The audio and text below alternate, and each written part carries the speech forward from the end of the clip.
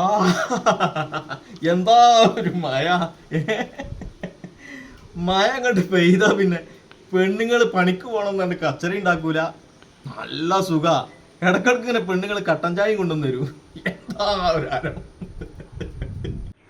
നല്ല മഴയത്തെ ഇങ്ങനെ ഒരു പാത്രം നിറയെ ചിപ്സ്,